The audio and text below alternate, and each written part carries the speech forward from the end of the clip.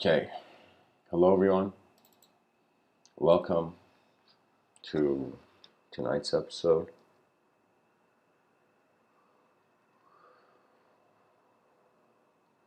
An interesting idea arose to me, and years ago I had spoken about the imagination as a nation of images behind our eyes, playfully.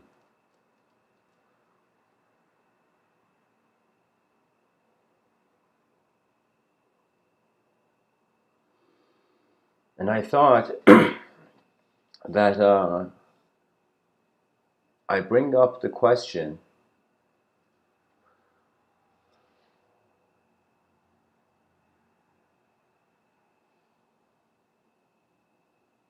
in some sense, what do we do with imagination in reality? What is the value of abstraction, imagination? Why has Einstein even said that imagination is a sign of true intelligence? Why? Do you know? And I feel that anything when I look at, you look at the design of, anything a person wants to comprehend, understand, you just have to keep looking at its design. And as you keep looking at its design, you see meaning. That's the nature of the mind. It's single pointedness.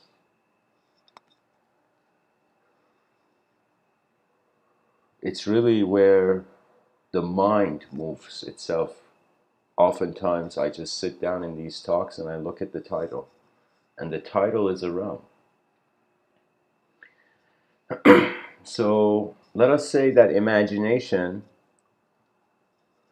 is or requires reality, that we need to see something in order to notice something that's deviating from it.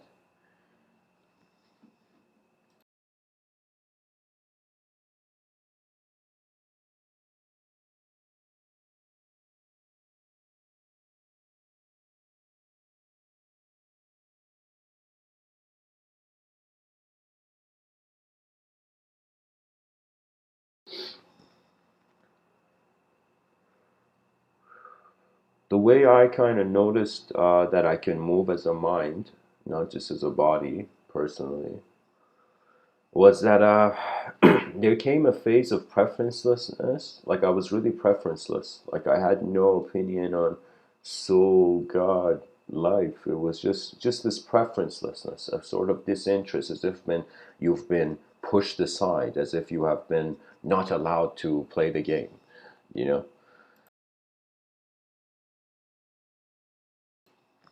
And really, the moment where it occurred to me that when I stop moving, there is something that still moves, that's when you notice. I think that's when I noticed it.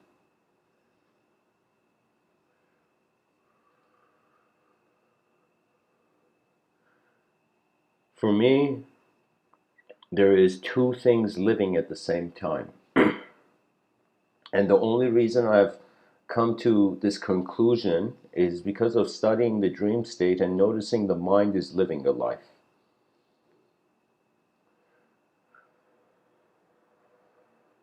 As if the body sees the phenomena, the sensory perception is received, and the body has an initial, maybe instant response to the phenomena. Do you know? But then there is something deeper that stands there watching. Really, to wonder about imagination is to wonder about who's watching our intelligence when our eyes are closed. You know? Who is that? That means sometimes I've looked at the visual world and I'm like, holy shit, if all this stuff was in here, what would I be? What would I call myself? How would I engage, you know? So you have to notice reality and you have to notice what is deviating from it. Every person's eyes are different. In my experience, when I realized I didn't know, it was strange. There was nobody, no longer a self, you know? Let's say right now the person chooses an archetype. I want to be this and that and this, like this intense archetype, right? Now imagine you don't know enough to be something. What are you? It was a kind of state of like that. And I can't tell you, I noticed that my mind has been living that life that I have been ignorant to when I was, this is speaking of around 2011 and onwards, there was a unique thing in my life personally. And that's the thing. I notice it's moving. That's the only reason I can tell you that there's something more than just, and somehow evolution caused an object to become a subject to itself. So right now, we are wondering how much of this being a subject inside an object is actually real. When we look at it objectively, yes, there's a table in front of me, I can touch it. It's physical. Do you know? But then I close my eyes and envision a table and I see I can't touch that table, I imagine. Do you see the mind is another room of projection? And that is how I feel we notice it. I feel our species is truly waking up to actually how advanced we are. I honestly feel like sometimes in my inner realms, I feel like 1,000 years from now, they're going to look back and be like, oh my God, these guys missed out. The human being didn't realize what kind of intelligence it was, you know? And how it's working out is that individuals have been fascinated by the invisible other, the individual invisible other, archetypes of God, creatures, angels, and demons. It's like the games go on. You know, it's like a video game company, but the mind is that company, you know?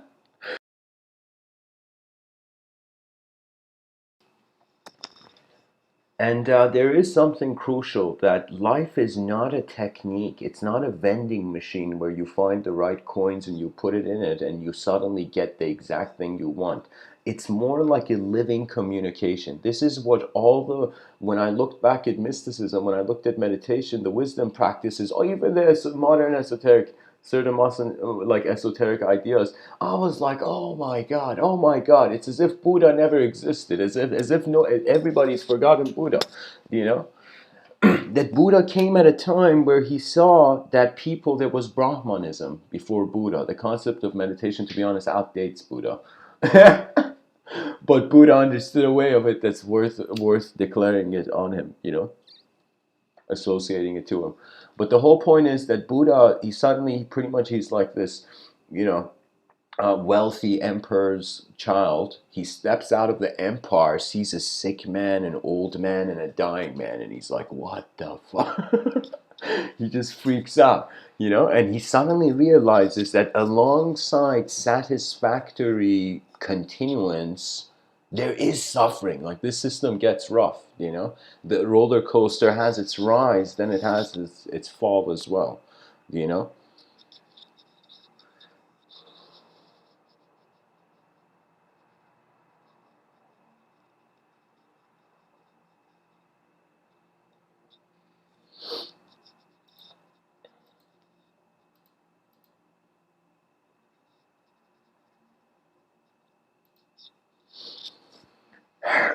Excuse me.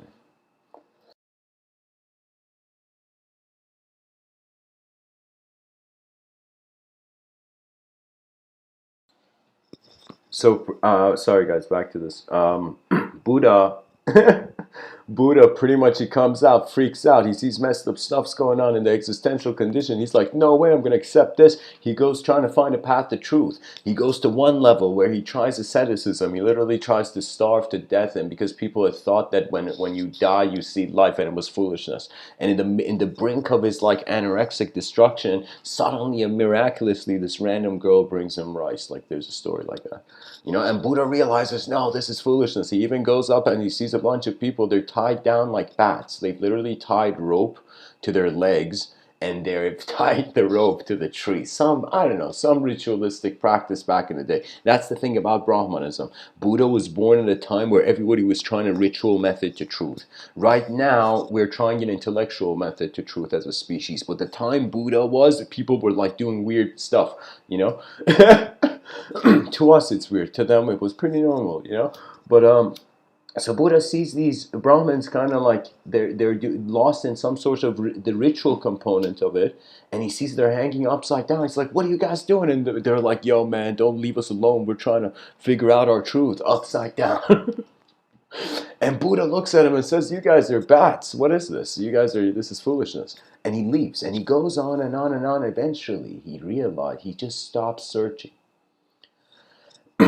He stops searching. And then he realizes where everything is happening, where imagination, reality, any sort of angle to meaning is happening. He realizes it's all where he is. You see, right now, I'm a person speaking to you. If I was to locate my body, I'd be, yeah, I'm on Earth in the Milky Way sector, you know, in a organic, I don't know, in organisms phenomenology. But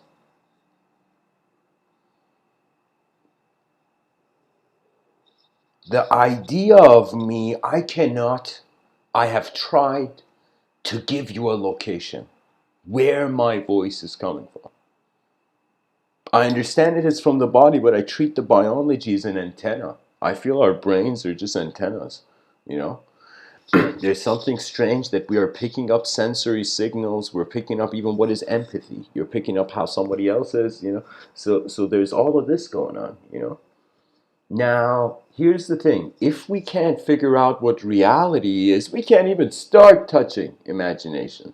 And that's what has happened, that the world seemed to be a multidimensional place, and throughout history, as Friedrich Nietzsche declared, God is dead, a man killed him.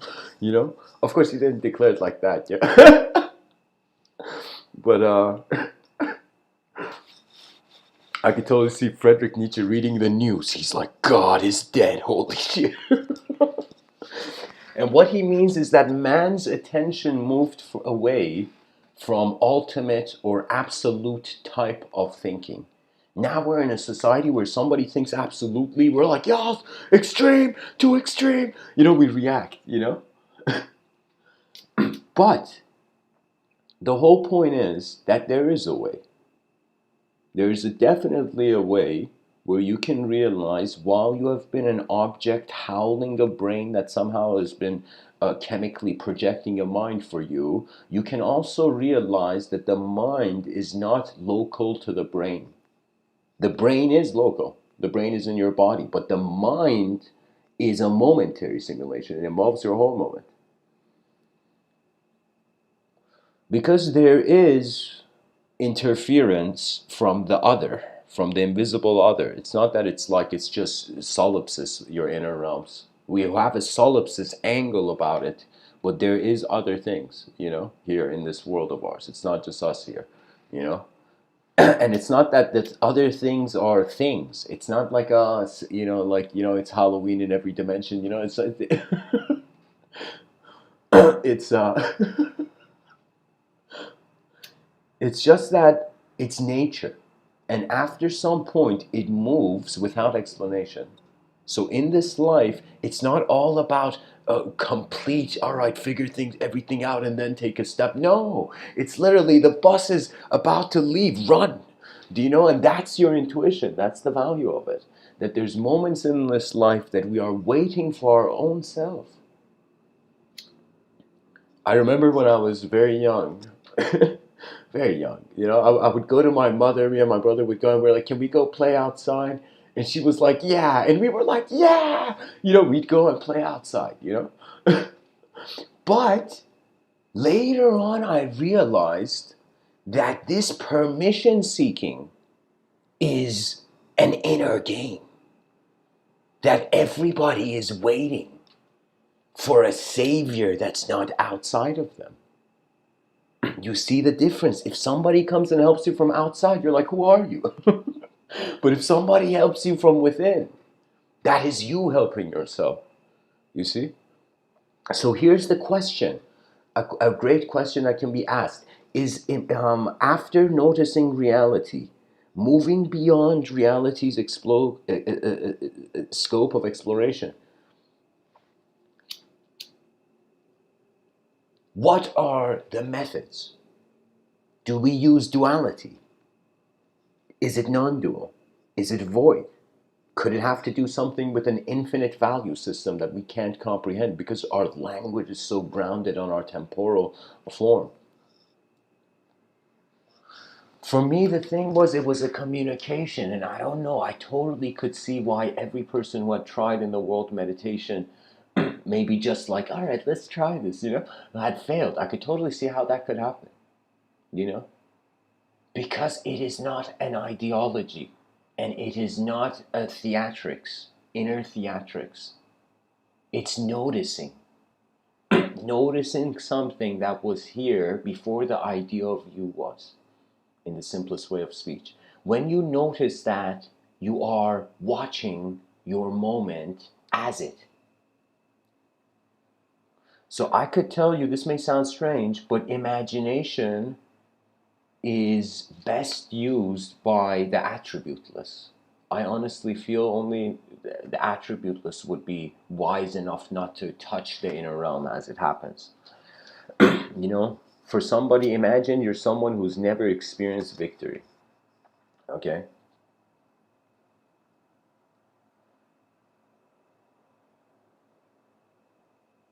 Imagine you haven't experienced victory, and you experience victory, and you're suddenly, you're like, oh my God, victory, no way. You're so attached. You can't let go of it. But imagine you had experienced eons of victory, eons of completion. And you found yourself in a moment of incompleteness, and you're like, what? Eternity has a chance to be temporary? The temporary have a chance to be eternal? Existence is like a concert. There's literally sounds in the cosmos. You know? Like, take it in, This, of course, whoever made this picture I chose for the wallpaper, it's a mashup. It's two pictures. I think it's a painting, famous painting mixed with like some video game. But the thing is, like, in this picture, guys, I see the future human being. I see the human being. Look at this guy. Like, he's dressed by the past, but he's looking at the future. The past is gonna become fashion. But our eyes, that is where it's happening, the event, the life event. And some ways, I guess, to become acquainted with the nation of images, it's sometimes before you make a decision, you just watch. I can tell you that one thing I've personally noticed is that when you don't desire a lot in this life, you see a lot. But if you desire something, you self-filter. And I can tell you that it's a desireless noticing of how it's not just a body. I mean, like, a person should have this curiosity themselves. Do you know? Sri Ramana Maharshi, this very profound yogi, do you know what he did? This guy, he was a kid, and he had heard about death in India. He was this little kid in India back in the day. He had heard about death, and he just sat down on it, lied down on the ground and closed his eyes. And as he closed his eyes there, trying to see what it would be like to not be there, he realized something that could not be forgotten, something that is always there. That means when you forget what is here, you come to a state of watching. When you are in that state of watching, you get an insight not about the content being watched, but about the one watching. You discover I would say you are cultivating experiential mastery. Some people cultivate existential mastery. Those people who are at the gym, But some people, for example, cultivate experiential mastery, where they realize, all right, so it is true that the physicality is a huge component of maintaining yourself as a human being. But aside from that, we have minds, and so what is this? And so this man is seeing the future in this picture, And when I look at it, that's what happens. We just see what happened in the past. We're like, no way, that happened. Okay, the 85 million people died in the world wars. Okay, that's our history. Holy shit, And all you have is the future. The future is the blank page. Those who know what they want to draw, it's this world is a blessing for them. Those who don't know, it's a mystery at best. At worst, it's low. You feel like life is passing you by.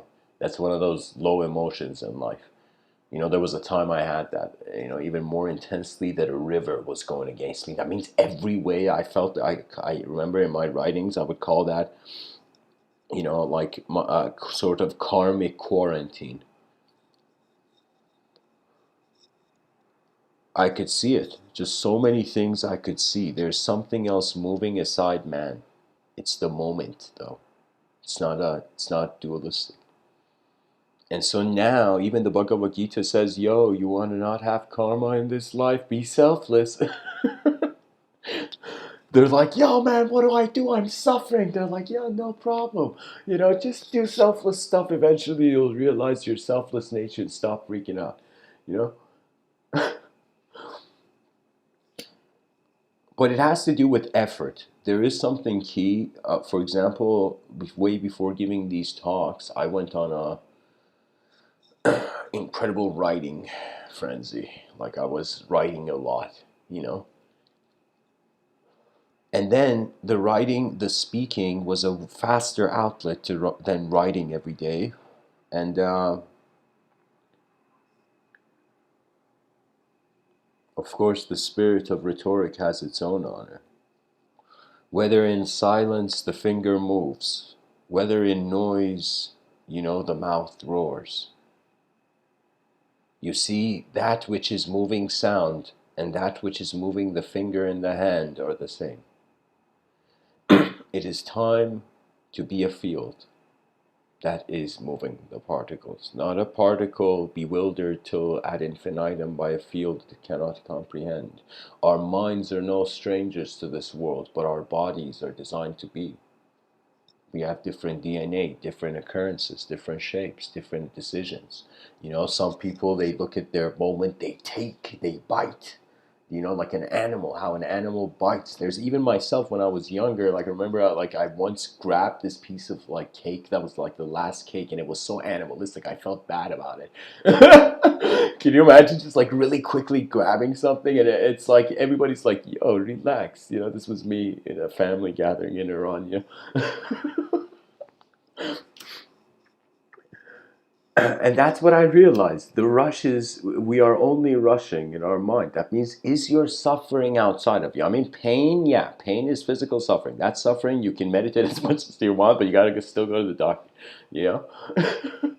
But then there's a pain of the person feeling emotionally incomplete, or as if the moment has space to live, but that living's not happening, you know?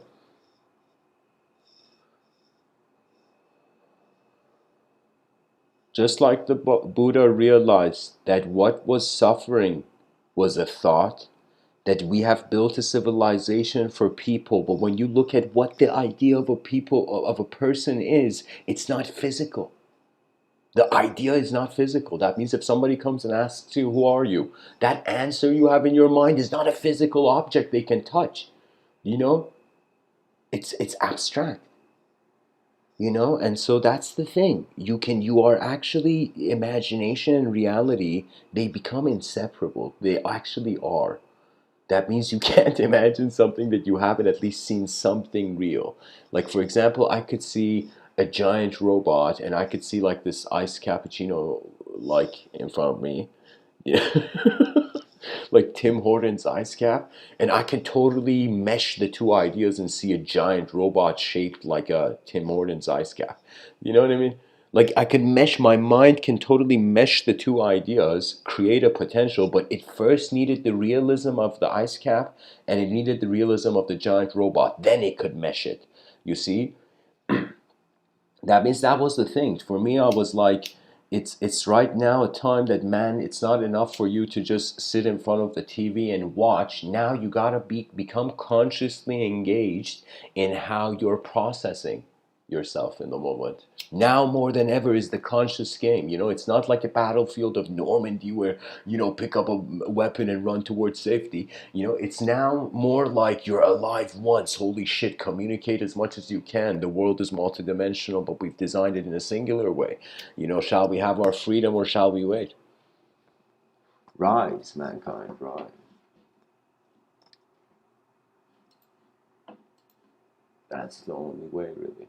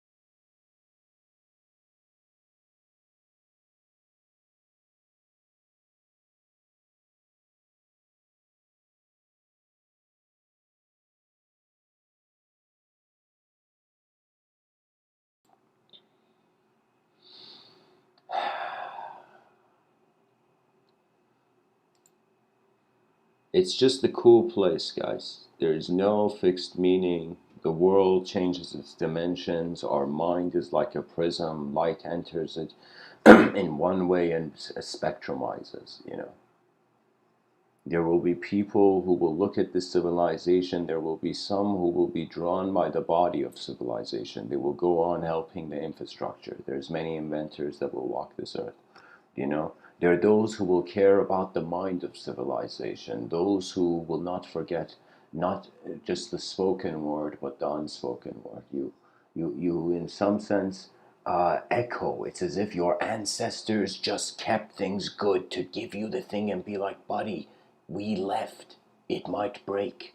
Now it's your turn.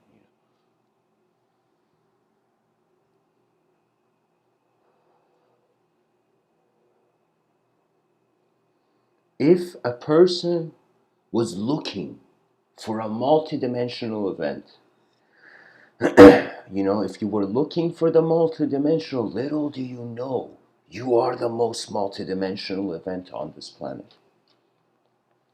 We are the ambassador of the visible and the invisible, found in one form. You know, what's destined for humanity is not extinction, but in some sense an interstellar airport, you know.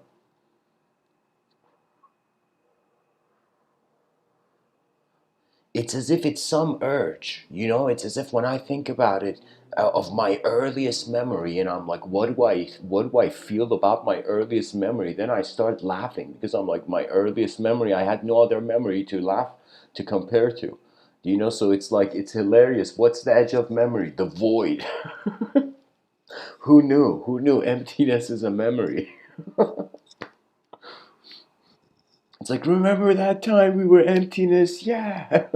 Good times, good times.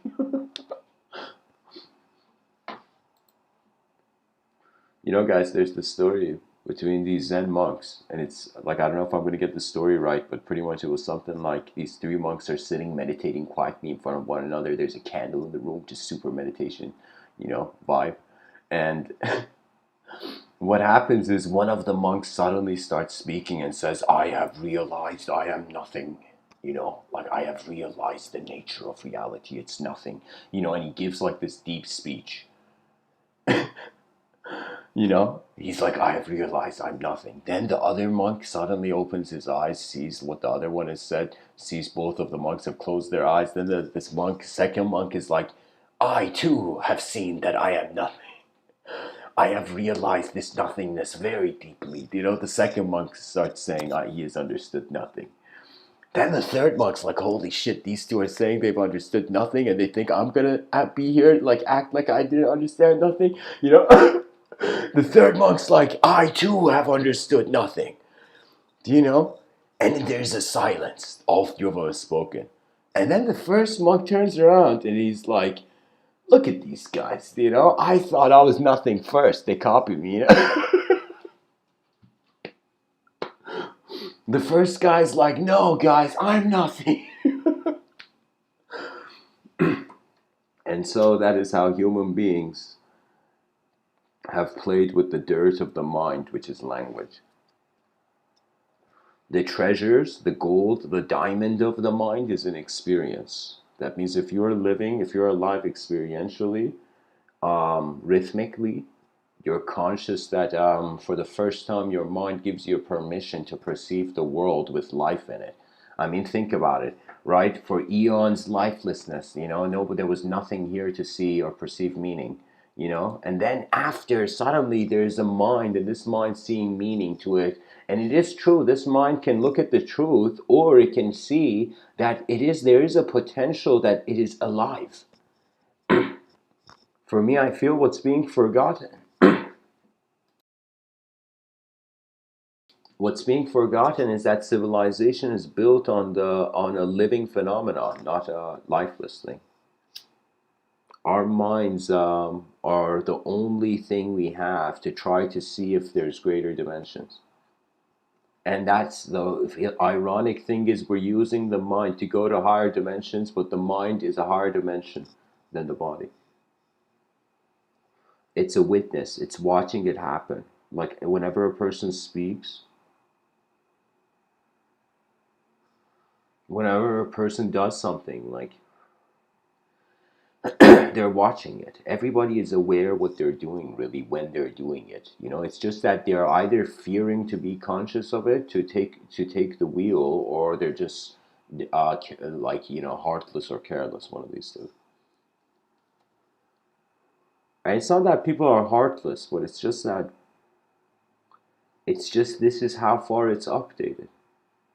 That's it. There is no great evil and great good.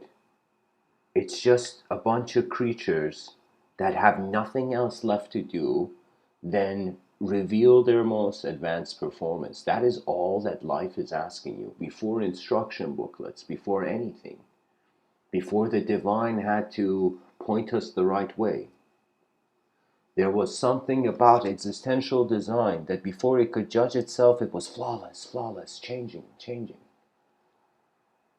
And then it became changeless to locate itself. And for me, what it is that matter has invented mind. And mind has invented a remembrance before time.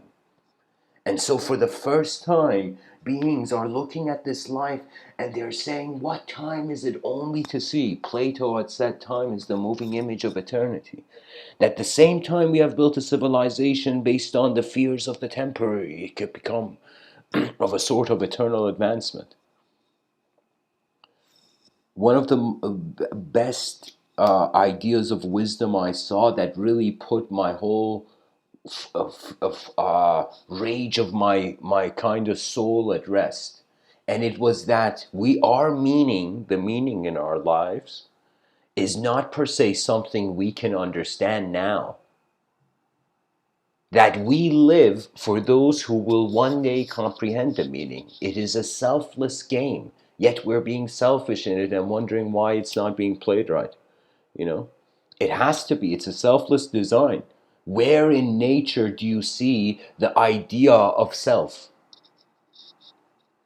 You know,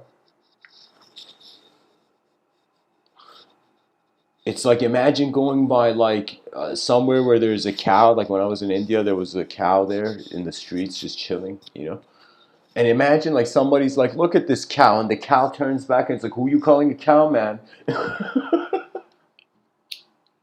That's what I'm saying. That it's at the thin line of absurdity, yet it's animate. It's like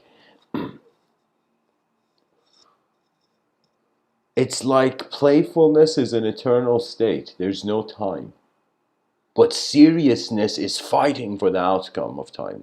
It's you're battling time every day. If you becomes very serious, you take this serious. For me, it's like the outer realms, because it's temporary. Like how seriously can you take it? A person can go. Imagine like right now there was like Iron Man suits for sale, and you had the most advanced Iron Man suits. So what? What after? You see your body is temporary. Then you see you got to start attempting to live a life as a mind here, not just as a body. And as a mind, two basic maneuvers are required that you can receive and express. That's all of knowledge. I don't know. I don't know what people are like. Go like sometimes it's the cool thing is people don't know if they need something, but because they feel they not feel, but because they are told that they need it, they go with it. There's nothing more powerful. It's like in this world, and I want you to imagine you are a dictator. Imagine, just imagine in your inner realms, playfully, right? Imagine you're a dictator and everybody does everything you say. Imagine. Imagine the world is literally like a remote control. You say right, everything goes right. You say left, everything goes left. Imagine that.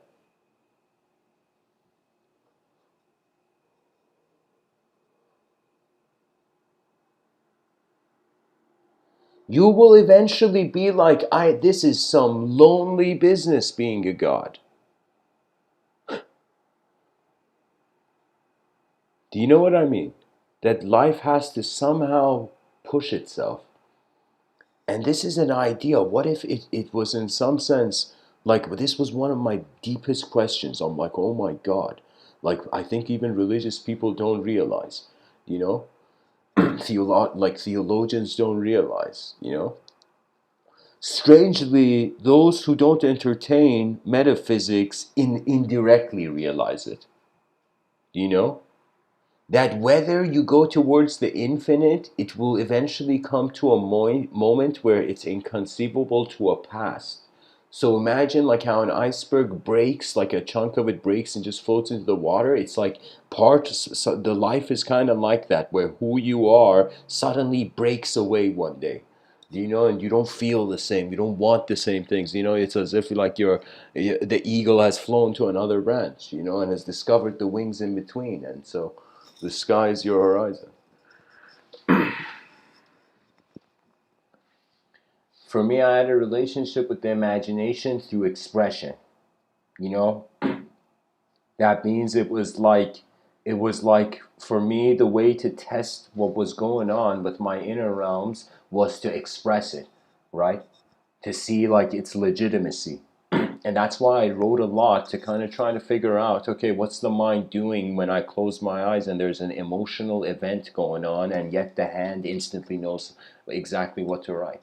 It's as if it's like we don't realize it, but we have a collective life. And now it's coming to the surface. And it's going to become the greatest victory of our ancestors. That what they dreamed about finally becomes reality. An earth that didn't fear itself and didn't fear what it could become. Change is like weather. Existential change for the experiencer is like weather. Every day I open my eyes, I'm like, okay, another Tetris, another another events taking place. Stuff going on. But after a point, after you kind of recognize a sort of inevitability at complex perfection, you realize the simple is at rest. That means sometimes you can enjoy life in very complex ways, but you can also enjoy it in simple. And an advanced civilization would, in some sense, have advanced communicators in it, where there would be no need for violence. And they'll be like, how? Imagine in the future we have world peace, and they're like, how do you do it, human beings? You know? And we'd be like, we just realize it's not worth it. It's a waste when the mind has to start living now, you know? And when the mind lives, then we start. It's a cool phase for philosophy. For the first time now, the next phase of philosophers in the next 100 years, their questions are going to be like, what is an individual being? What is the collective being in regards to the psychology of the human being? So right now, the branches of knowledge they are separate. They haven't realized language is the trunk of all branches of knowledge. Everything has its language. You study language before you get into metaphysics, you'll totally realize the nature of your mind before it was a concept that objective phenomena could own, image could own. It's like you're not an image, yet many images have come and gone. And that which remains is the essence, is the presence of who you are.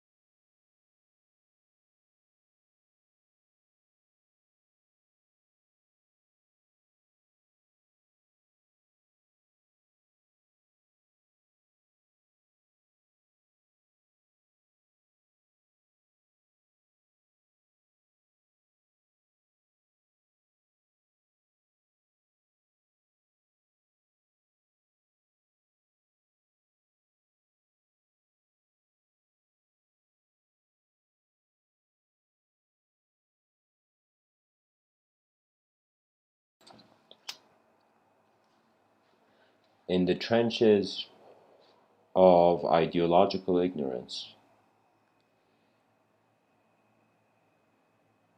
a species had to choose if it wanted to see itself first or the world.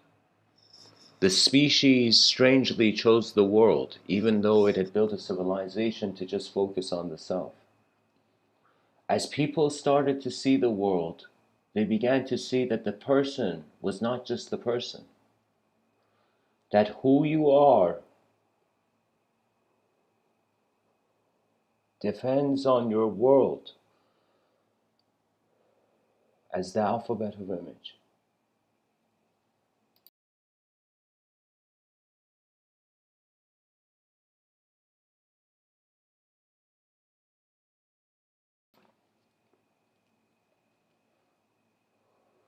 This world is not the concept of the world. The concept is the tip of the iceberg. When you see how much of this life is silent experience, then you will see what value words have. There's more. But the thing is, it requires conscious activity. It's not unconscious hope. It's not like, a system like Titanic's sinking and we're like, yeah, it's because something's going to save us. It's not like that. It's a situation where it's instant response, where you assume the universe has given you the greatest. Imagine the universe, the universal sector, the logos, came up to the persons and was like, listen, what if that if you selflessly served your world, you would also indirectly have been serving yourself? Do you see what I'm saying? Enlightenment is an activity, whether you're in the mountains or in the market. Meditation is an activity. We exist physically. Whether you go in a cave or you are in a boardroom, or maybe like you hold your boardroom meeting in a cave, I don't know.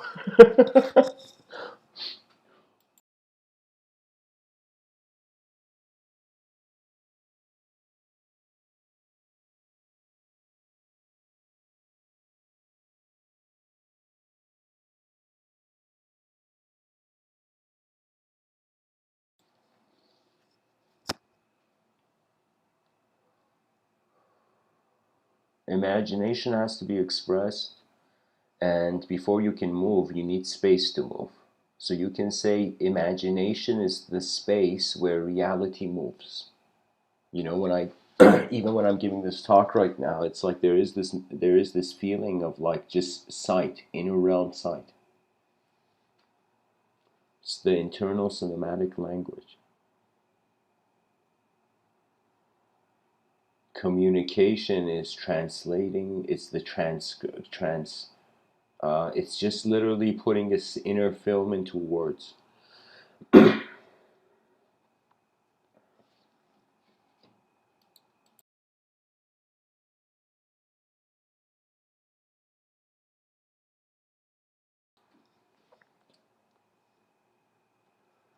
And the world's going to become an incredibly cyber-based place. I think we don't realize it, that anybody who's alive in 2020, you're technically in the pioneer phase of uh, worlds of illusions for the future generations.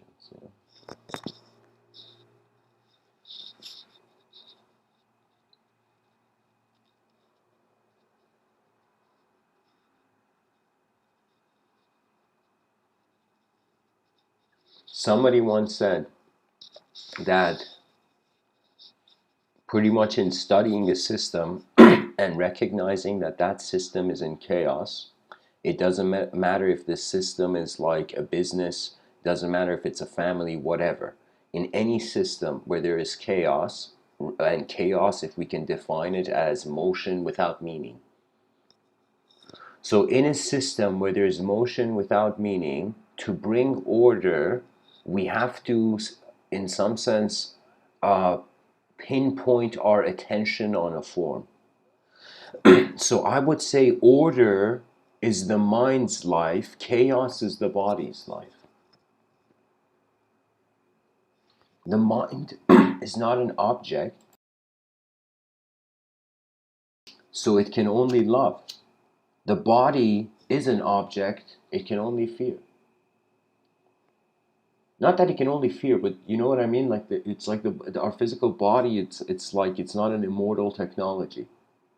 You know, a person can try to live as much of a hurried, rushing life, trying to get to something, but you're gonna see it's like this is it. This is the system. This is the show, the existential show that consciousness pinpoint locates itself.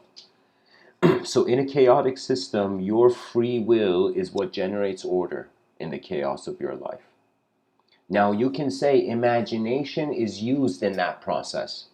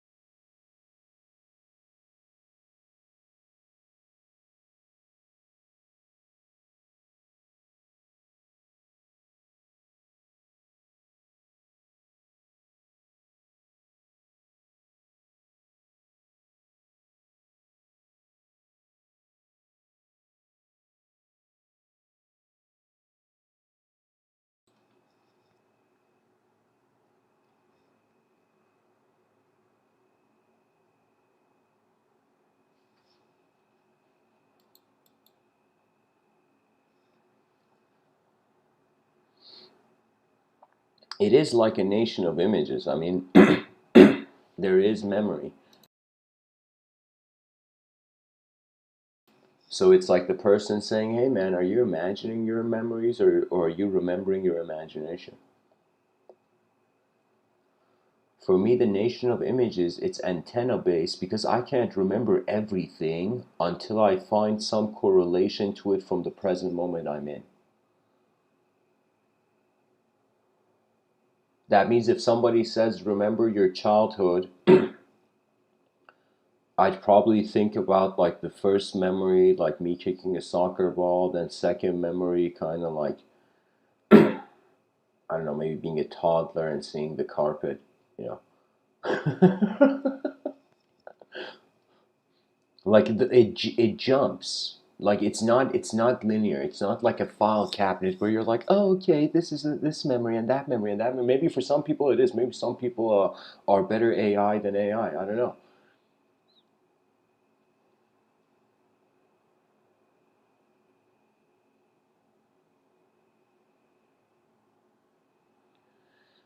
Your imagination, you have to care for it. People care for their pets, but do they care for their minds? They care for their children, for their lovers, even for their world, but do they care for their minds? Do they care for what this is they are? And when a person finds contentment with the unknown, then you can have the true scholarly search. Because then you realize everything is unknown. No, knowledge is the effort. You know? That means children have explorer energy, but they're actually going to a system where they're taught the past. It's hilarious. I think it should be the other way. Do you know? I think we should create a system where students are being raised as teachers. What does that mean? That means all the teachers go sit in a room and the students each have to come and teach the teachers something. You know, and the teachers don't judge. The teachers can't say anything. You know, the teachers just watch. You know, the whole point of it is like people think differently, and even now people are realizing a lot of people think with their body. If a lot of people think with their body, then that means there should be like a performance area for classrooms, that if somebody wants to give a presentation, they could maybe express it somehow or something. Do you know what I mean? It doesn't have to be like, oh, PowerPoint, oh my God, the wire's not plugged in, oh my God, who has the password, you know? Like, it doesn't have to, it could be way more. Honestly, I think PowerPoint, like, that I think my like there must have been some sort of affiliation with the whole educational system. It's like make all the kids make PowerPoint presentations. You know, some sort of like laughter, you know.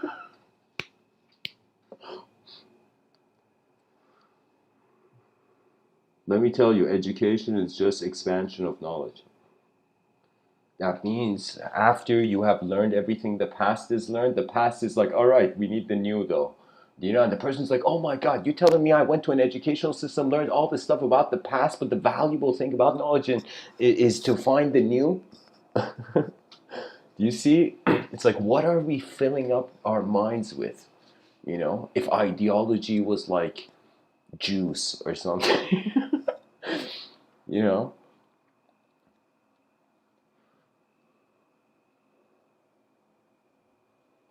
So that's the thing, and it has to do with certain geometrical things. For me, these my inner realms opened up geometrically. What I mean by that is that certain things a person should just know. There is the reverse axis, you know, pretty much you get this through morality, you know, how dualism works. You pretty much like understand, just look at the yin yang symbol for like 30 seconds and you'll be good, you know. But there's something you need to look at. There's duality. Then you need to realize after there's duality,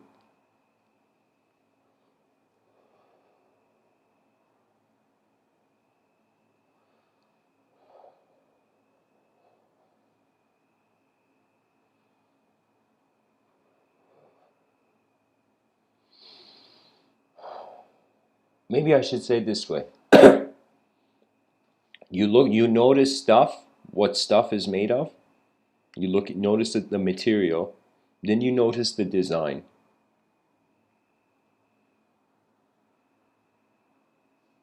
Then you notice the potential. Then you notice its source.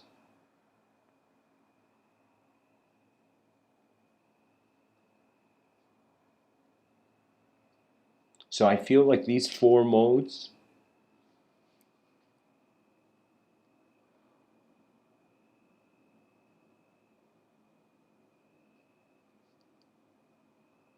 because if, I mean, just think about it. If your mind was an antenna, that means you have to pick up, you have to receive the inner realm content. If your mind is not an antenna, you're generating it. Now, people say, I had a thought. You know, we feel we generate thoughts, but we can't generate a thought until we saw the world first. Do you see, in the inner realm, language is like a body that we can move. Imagery or attention is really what moves. So if you can comprehend how you're being a creature of attention in your outer realms, that which is in front of your eyes, and how you're being a creature of attention behind your eyes, your inner realms, where there's landscapes of whatever you feel. We just have to be sensitive, you know. I feel it's just a part of it is like honest looking. You look at something honestly to see what it is. After you see its design, then you look at the context. So it's like looking at the concept first, regardless. Because truth, people are telling everyone the context. It's like this, it's like that, it's like go this way, go that way. But it's the concept, it's the experience of it, which is the only value. Language is just like, what is it? It's like paintings on a wall. What can you do? You know, it's experience where the key is. Key goes into the door, really. So anyways, guys, thanks for listening. I'm going to open it up to Q&A until I think if there's more I can say about it. So I'll open it up to like 10, like let's say 5-minute Q&A. if anybody has a question, you know, people usually, I'm such an excellent speaker. You know, no questions are left unanswered. Not.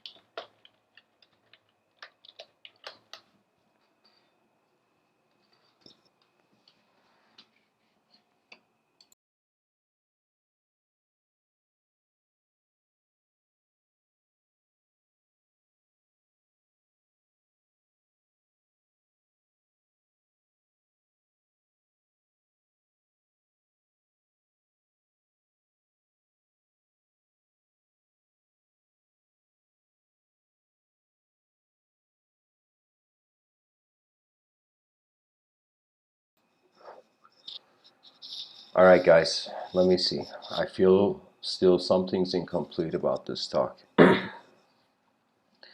gonna, maybe the audience can, you know, share some suggestions, but pretty much like my relationship with imagination was, first you look at reality, first you try to be like reality, you see reality as actually being your imagination in the moment, and you begin to see imagination and reality are inseparable. Then you notice there's the unknown watching the known.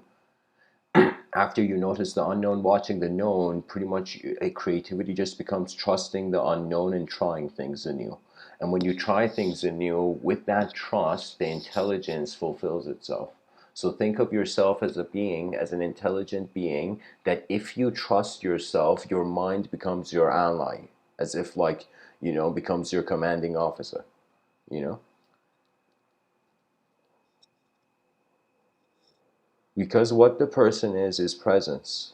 And this presence, after objective analysis, goes through subjective analysis, then becomes timeless, because we're wondering about reality as an instant rather than 2 points of reference with a space in between for a story to be made.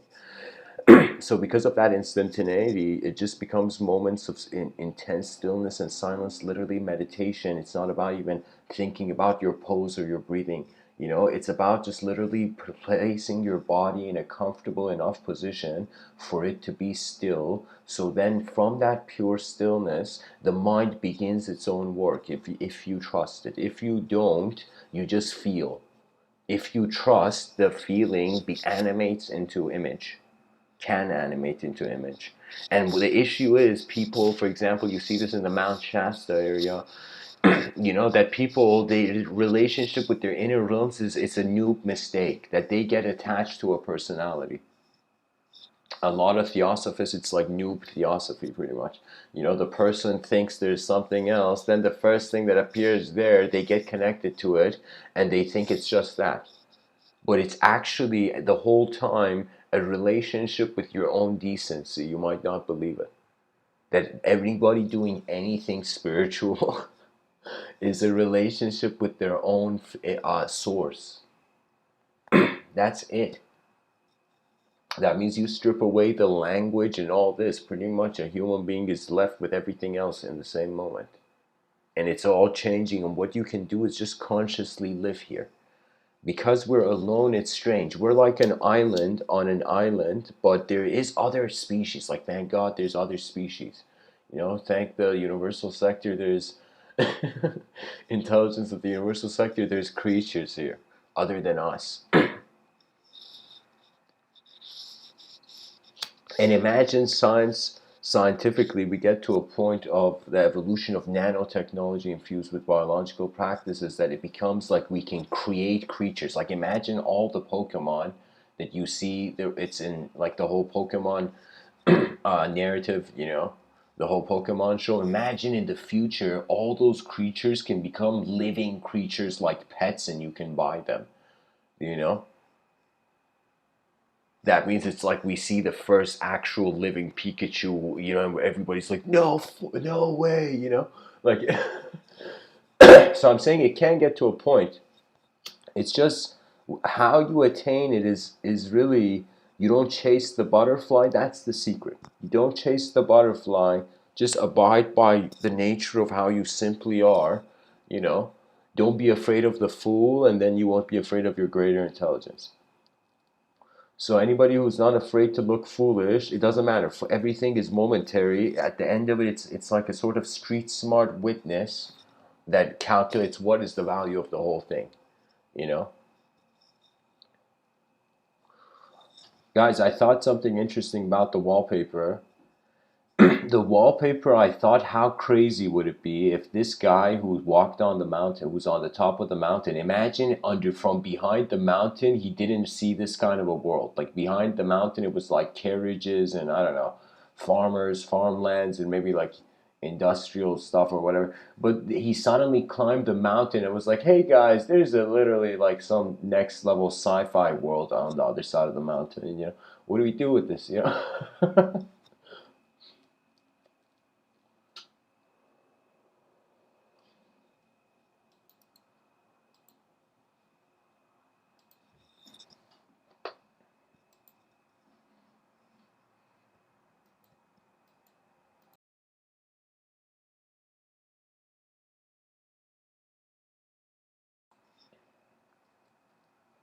What we can do with the nation of images behind our eyes, you know, is really to trust it in the outer realms, but don't forget decency.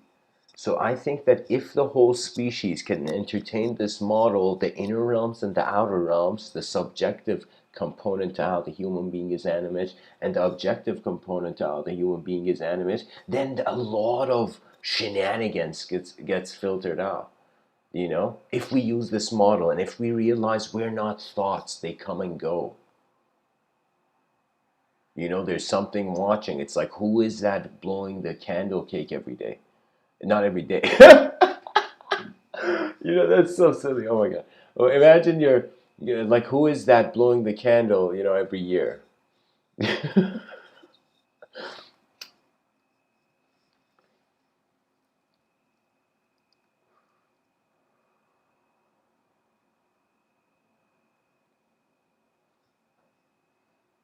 You see, your eyes are an energetic presence of attention.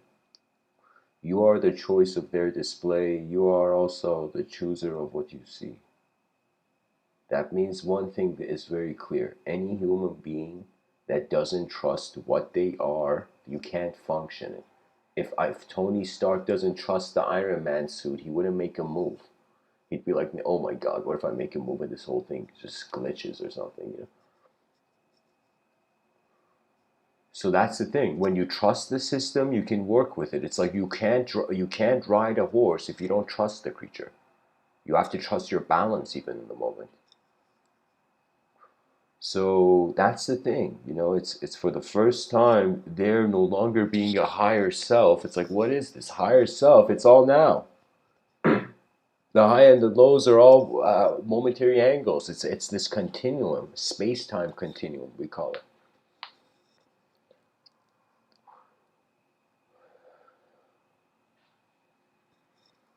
You know, it's like I can create a very mystical joke here. Two eternal beings, one of them were talking, you know, somehow. You know, instantaneously, and we're communicating instantaneously. And one eternal being's like, hey man, when was your last birthday? And the eternal being's like, I don't know, man, when's your last birthday? And the guy's like, the eternal being's like, I don't know, maybe, maybe 7,500 apocalypses ago, or not 70, sorry, it's not 75. No, I messed it up. Oh my God. No, it's like it's like the person is thinking like the eternal being is beyond time. So the whole point of the joke is the eternal being can say anytime. Like 20,000 years ago, man, yeah, that was a good birthday. I was this incarnation, Like, do you see what I mean? I'm just trying to say that we have lived for so long on one side of the coin, where it's as if we are knighted by materiality to disown our imaginations. On the other end, imagination shouldn't be taken too extreme. So I would say, as you study what is real to you, you will automatically cultivate insight on about your imagination opens up. So believe it or not, it's not about trying to be creative. There's no such thing. It's all about just looking at the edge of what you know and not fearing what you don't know. Don't fear your unknown self, the self that you will be, the self that the species will remember.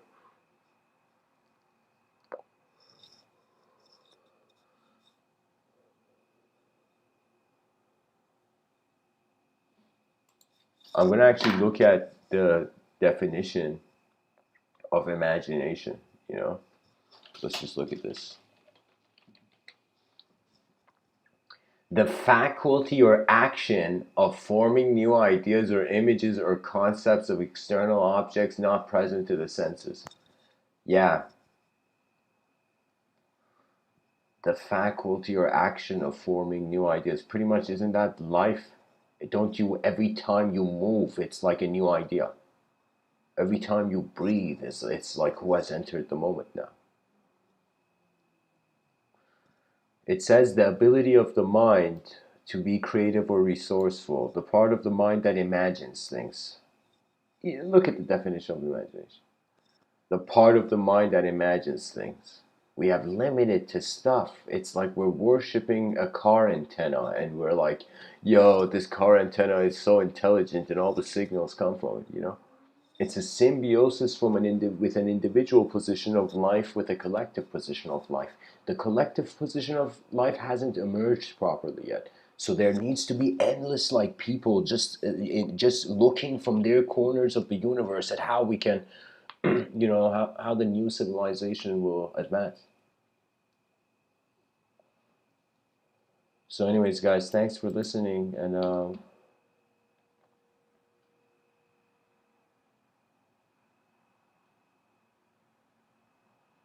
I hope this episode was helpful. It's like the honor to life is realizing while you're real, holy shit, be real. When in Rome, be Roman. when in humanity, be human. So anyways, guys, thanks for listening.